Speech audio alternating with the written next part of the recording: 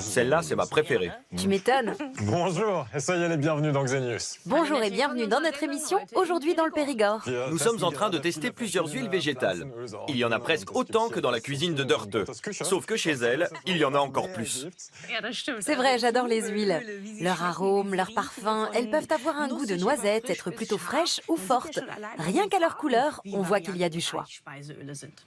Je peux vous dire que Dörte se réjouit puisque notre sujet du jour n'est autre que l'huile alimentaire.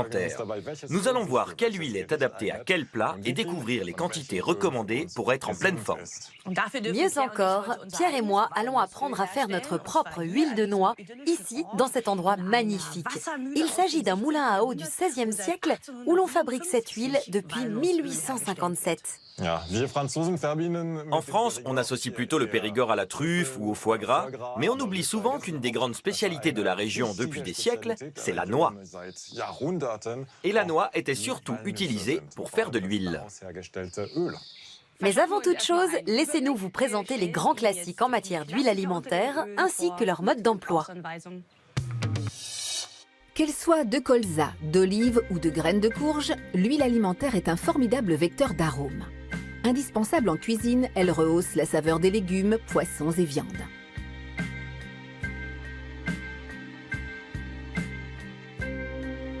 Pour savoir quelle huile est la mieux adaptée à chaque plat, un petit guide s'impose. Tout commence avec la production.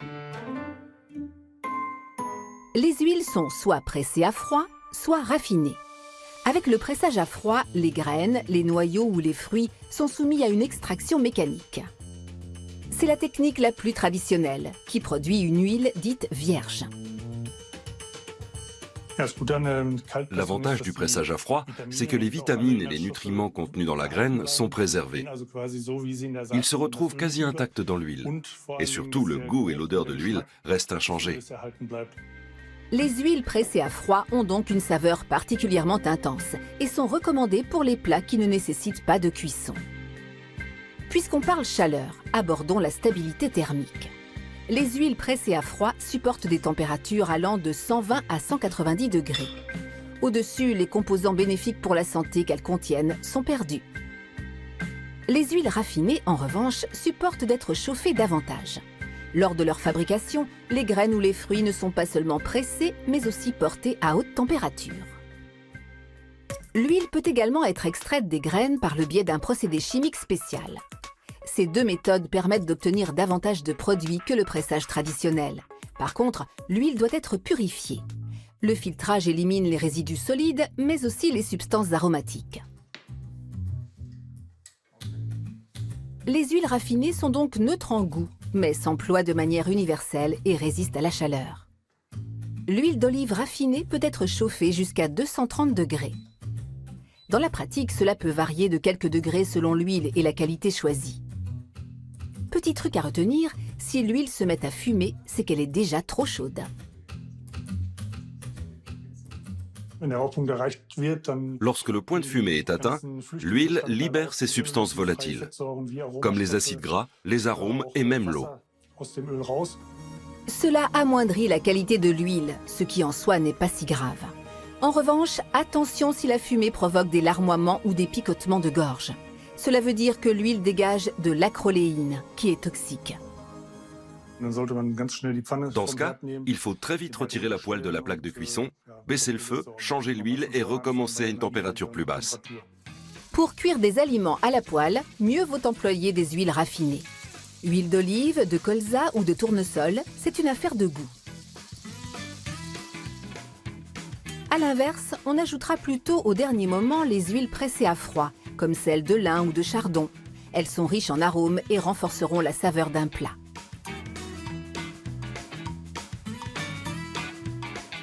Mais il existe également plusieurs qualités d'huile. Prenons le cas de l'huile d'olive, la seule huile alimentaire dont l'étiquetage est réglementé par le droit européen. Si la bouteille indique huile d'olive ou bien olio di oliva, il s'agit d'un mélange d'huile raffinée et pressée à froid. Huile d'olive vierge ou vergine indique un produit de qualité supérieure obtenu exclusivement par pressage à froid. La catégorie la plus noble, c'est l'huile d'olive vierge extra. Elle doit être exempte de défauts du point de vue d'essence, en particulier du goût. Le problème, c'est que tous les fabricants d'huile d'olive ne jouent pas forcément le jeu. Des études récentes pratiquées en laboratoire par la Stiftung Warentest, une association allemande de consommateurs, le prouvent. Selon elle, 10 huiles d'olive de supermarché ne correspondraient pas à la catégorie dans laquelle elles figurent. Pire encore, toutes ces huiles seraient d'une qualité à peine satisfaisante.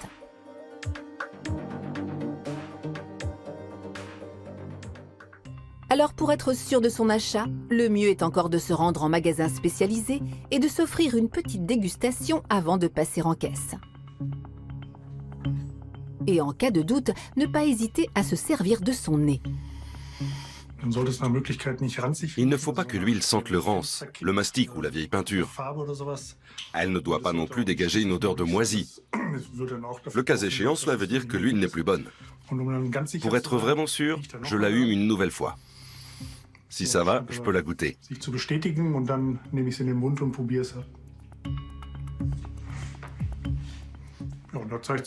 Il s'avère bien que cette huile n'est pas rance et qu'elle n'a pas de goût de moisi. Elle a une saveur un peu forte, une touche d'amertume. Elle est légèrement fruitée aussi. C'est une bonne huile, je peux l'utiliser telle qu'elle. Reste une question cruciale. Que faire de l'huile alimentaire usagée?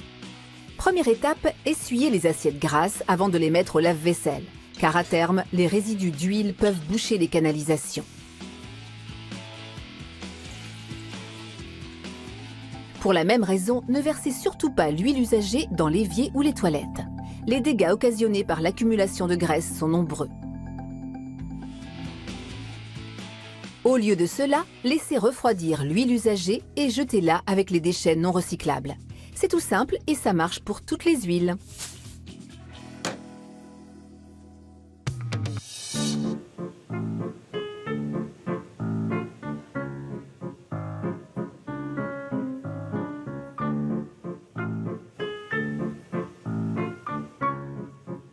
Bonjour, bonjour. Bonjour.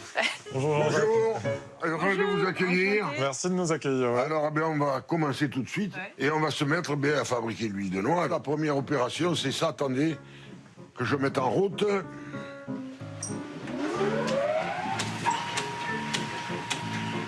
Regarde. Et vous videz les cerneaux dans la meule, là-bas. Ok, ça en fait beaucoup, hein. 30 kilos. Il y a tout qui tourne. Détournez, détournez.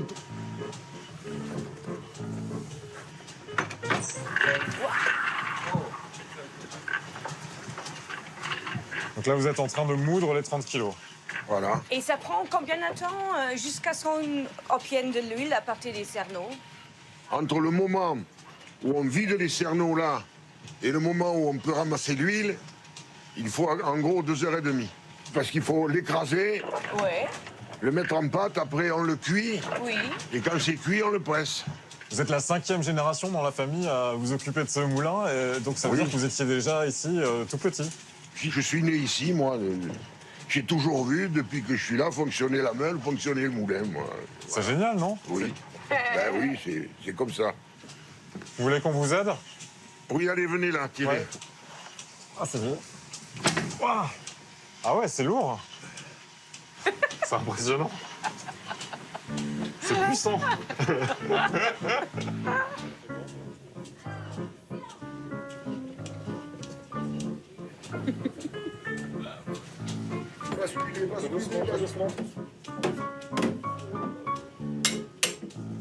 Alors, vous voyez, là c'est vraiment de la pâte. Hein. On peut le On peut goûter? le toucher? Oh, mais vous pouvez goûter, vous pouvez le toucher, vous pouvez le goûter.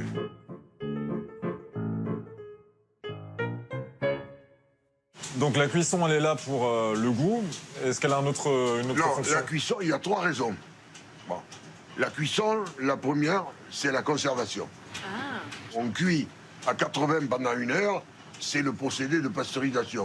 La deuxième raison, c'est que si la cuisson permet de donner ce goût de noix grillée, que les huiles de noix qui sont fabriquées industriellement, n'ont pas ce goût. Et la troisième raison, c'est que la cuisson et la chauffe permet d'obtenir un meilleur rendement. Voilà. Pourquoi c'est si délicat cette étape de la fabrication de l'huile de noix? Mais parce que c'est le goût de l'huile qui en dépend. La cuisson, c'est un peu la marque de fabrique du meunier. Où il faut être très attentif, c'est dans les 5-10 dernières minutes de la cuisson. Parce que c'est là qu'il faut savoir arrêter la cuisson à temps pour avoir une huile qui ait le goût qu'elle doit avoir. Et comment vous savez quand c'est le moment parfait? Vous le goûtez ou vous le voyez? Non, on ne peut pas goûter, madame. C'est à l'œil, c'est le savoir-faire, quoi. Vous allez voir les petites bulles d'huile qui vont arriver. C'est que c'est bon. Ok. Voilà. Alors, regardez là bien, là-dessous. Ah, là, il y en a une toute petite bulle d'huile. Bah, mais vous savez faire l'huile de noix, hein. Pas encore. Ah, si. Et ça se conserve pendant combien de temps en général? 2 ans, C'est long. à l'abri de la lumière. Vous la conservez au frais et dans le noir complet. Chez Dörte, une bouteille d'huile ne risque pas de tenir aussi longtemps tellement elle en consomme. Voyons maintenant quelles variétés d'huile et quelles quantités sont recommandées pour être en pleine forme. L'huile alimentaire est-elle saine? Ne risque-t-elle pas de nous faire grossir? En existe-t-il une meilleure qu'une autre? Liquide ou solide, cela ne change rien à l'affaire. Chimiquement parlant, l'huile est composée de gras. Et dans les années 1950, c'est la fête du gras. Après la guerre et les privations, vient le temps des libations. Jusqu'à ce qu'un jour, les scientifiques sonnent la fin du festin. Ein großer Teil von uns ernährt sich falsch, isst zu viel, vor allem zu fett. Une étude américaine livre alors un verdict sans appel. Le gras est mauvais pour la santé. Et même si cette étude se révèle erronée, l'image du gras ne s'en est jamais vraiment remise. À tort, estime la nutritionniste Anne Fleck.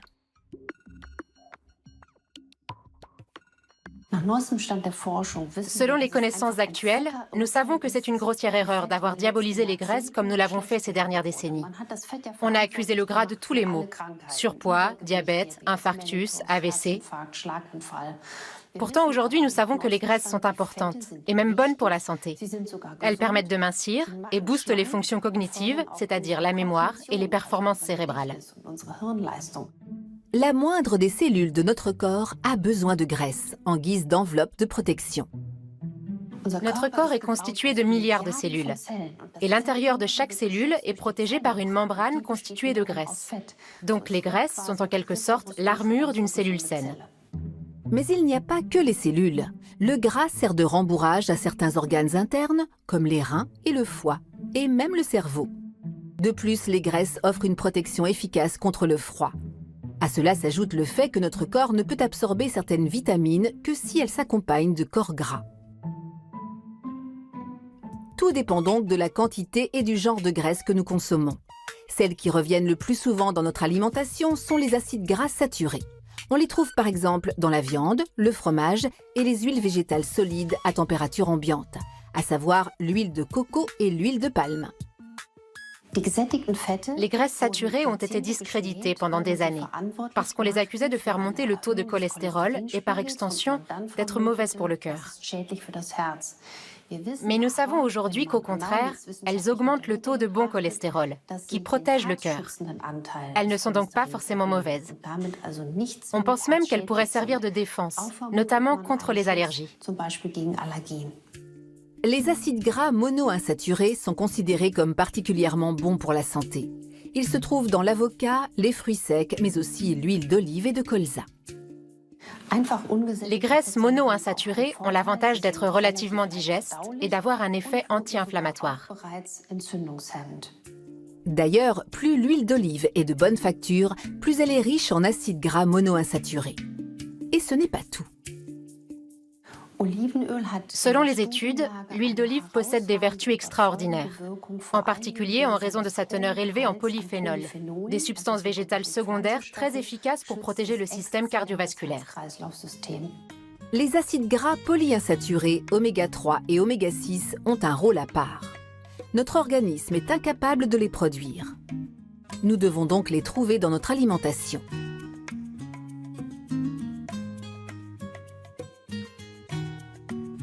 Les oméga 3 se trouvent principalement dans les poissons gras des mers froides, comme le saumon ou la sardine. Et aussi dans les huiles de noix, de lin et de germes de blé. Les acides gras oméga 3 sont excellents pour lutter contre les inflammations. Ils préviennent l'obstruction artérielle et renforcent notre mémoire et notre concentration. Conseil de l'experte. Consommez 1 à 2 cuillerées à soupe d'huile alimentaire riche en oméga 3 telle qu'elle. Cela permet de couvrir les besoins journaliers.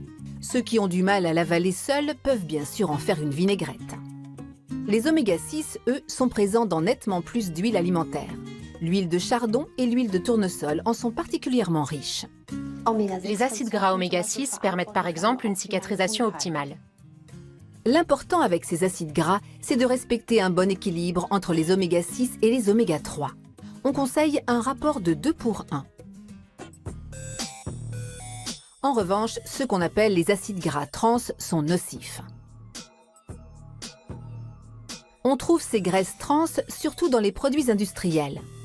Par exemple, le pop-corn, les chips, les biscuits, les pâtisseries et les céréales. Sur les emballages, elles apparaissent souvent sous le nom de matières grasses hydrogénées. Elles favorisent le dépôt de plaques dans nos artères, ce qui signifie que les artères se bougent plus facilement. Elles augmentent donc le risque d'infarctus et d'AVC.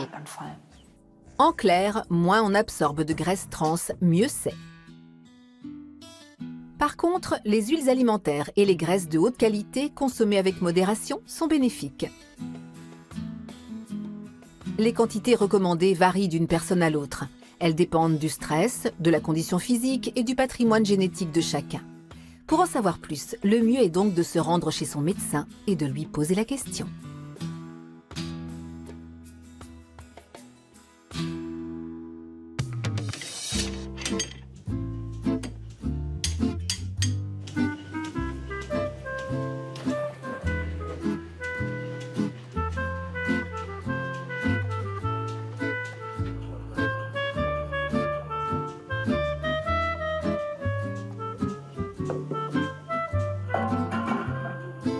Ça y est.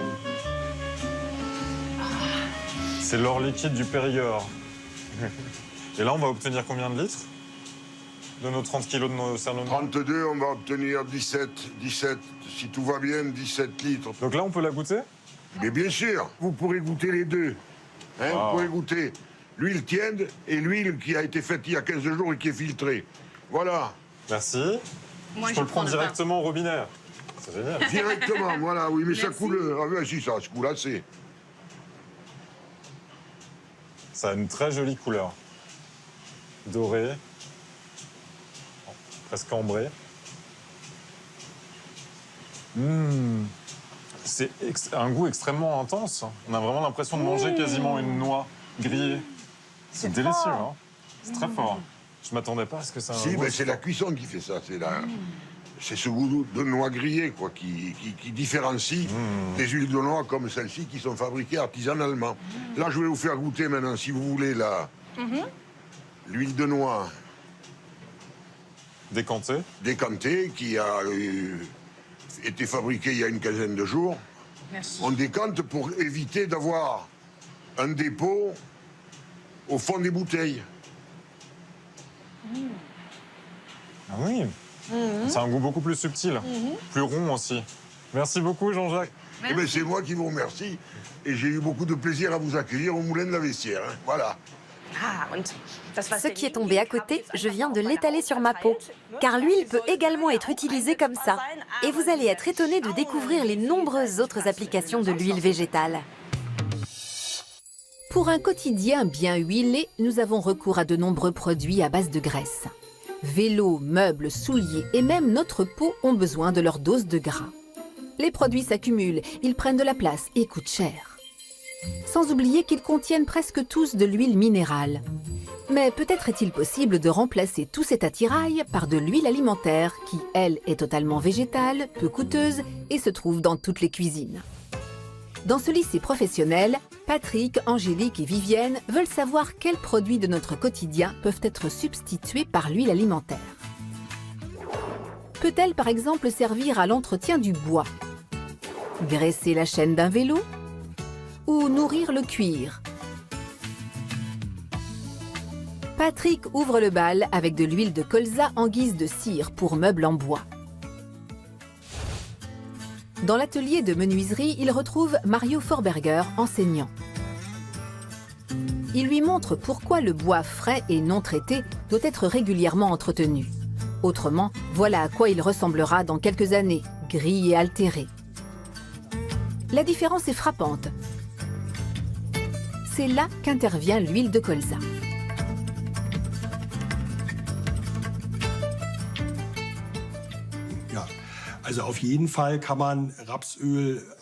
On peut tout à fait utiliser l'huile de colza pour entretenir le bois. Mais comme il s'agit d'une huile alimentaire bio, elle a la propriété de sécher très lentement. D'autre part, elle aura tendance à rancir. Mieux vaut utiliser l'huile de lin qui sert à traiter le bois depuis des siècles.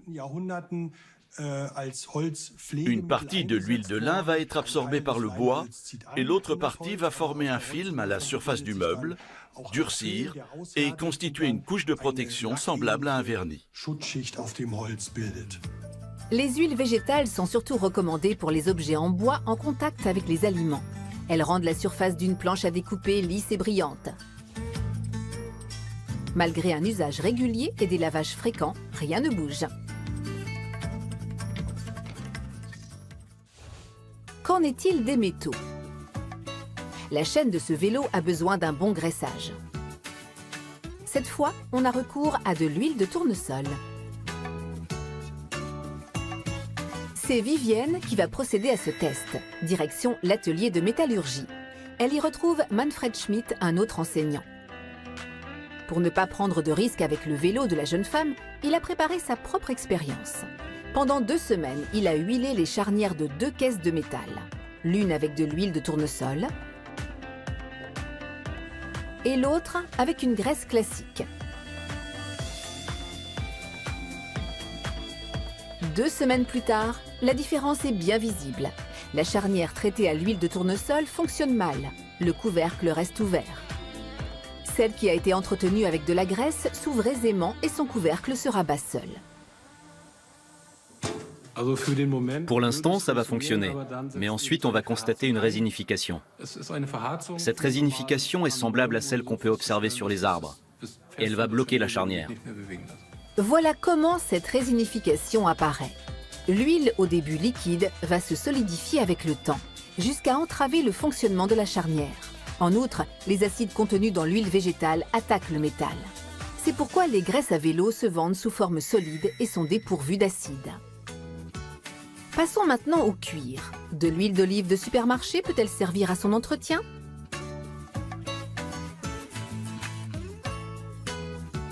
Premier test, le nettoyage de chaussures en cuir avec de l'huile alimentaire. Pour l'appliquer, Angélique utilise un chiffon de ménage, tout ce qu'il y a de plus classique. Dès les premières secondes, le résultat est stupéfiant. La chaussure brille et semble ravivée. L'autre chaussure est enduite de cirage normal. Après un temps de pause, elle doit être lustrée. Résultat, 2 chaussures éclatantes. Pour l'entretien du cuir, il faut toujours utiliser une huile alimentaire de très bonne qualité. Mieux vaut opter pour une huile raffinée, car les huiles pressées à froid s'abîment vite, ce qui pourrait entraîner une mauvaise odeur. Si l'huile rancit et devient acide, un film blanchâtre disgracieux risque d'apparaître. Pour le cuir, on optera donc pour une huile raffinée. Et bonne nouvelle, elles sont nettement moins chères que les huiles pressées à froid.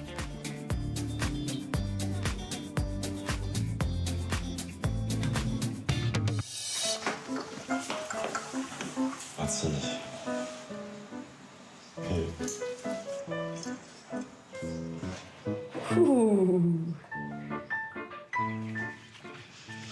On s'en est bien sorti. Oui, avec un peu d'huile de coude. Voici donc notre huile de noix fraîchement pressée. Jean-Jacques et sa famille en produisent 15 000 litres par an. Un litre coûte environ 25 €. Et cette huile, ce sont des ingrédients naturels de grande qualité et de nombreuses heures de travail. Oui, ça en vaut la peine. Cette huile m'a tellement plu que je serais prêt à ouvrir quelques noix pour en produire une bouteille. Écoute, je te laisse faire. Hein. Après tout, ça ne fait que 2 kilos de cerneau, c'est-à-dire 5 kilos de noix à ouvrir. Pour un litre? Oui. Oh bah je préfère pas alors. Je passe te chercher d'ici 1 an. Laisse tomber. On vous dit à la prochaine. À la prochaine, et restez curieux.